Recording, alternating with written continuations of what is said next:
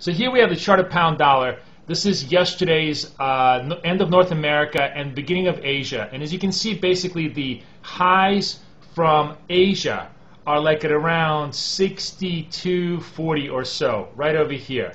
These are the highs that were made in Asia, right? We had a little bit of a retrace, and then the highs are made again.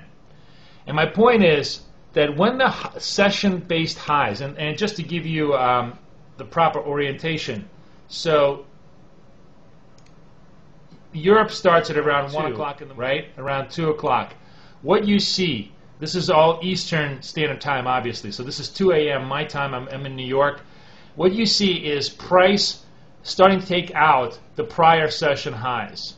And that generally tends to be an extraordinarily important time, because if they're going to take out those session highs, that's typically where a lot of stops are made. And also, it means that generally the market is anticipating or moving in a certain direction for a fundamental reason. Sometimes you have the fundamental reason in front of you. Sometimes the fundamental reason is anticipated. In this particular case, I think they were basically anticipating a risk reversal in the Asian markets, and also a lot of specs were hoping that the UK retail number was going to be strong, because preliminary data also said it was going to be strong. We even had it as a very hot number. It ultimately turned out to be actually a big disappointment, but we'll get to that point later. Anyways, so session highs are taken out, and it's a very, very easy trade to buy on the session highs. As the session highs are taken out, 10 or 20 point target, and you have a generally very high probability setup to make quick money on a short-term trade. So as the session then progresses, we get actually very, very weak UK retail sales. But here you'll notice something very interesting. The session lows actually hold. They bring it down, not quite to the session lows, and then refuse to bring it down any further. And they actually rally it.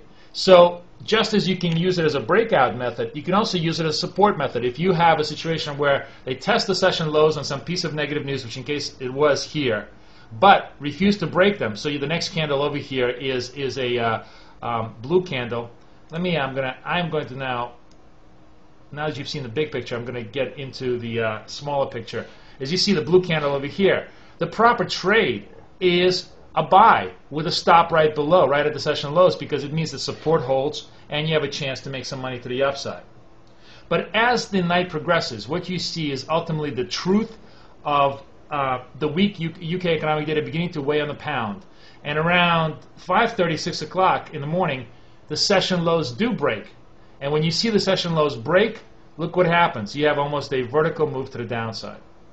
So to show you how this works in real life, I only traded the session highs. This is in the session high break at the 2 o'clock hour, because I was too busy with other stuff at the 5 o'clock hour. But as you can see, here I am. Here's my buy on the session highs. We break the session highs. I'm buying on the break of session highs, and it actually goes higher, and it even goes much higher. I just simply didn't have the time or the patience to trail the stop. You can use this, obviously, in an intelligent manner, where you're buying the highs and sell half, and then you manage the rest. Or you can just simply set it automatically, basically by putting your limit orders somewhere right above the session highs, and then hoping it lifts itself up in your direction for a fixed ride.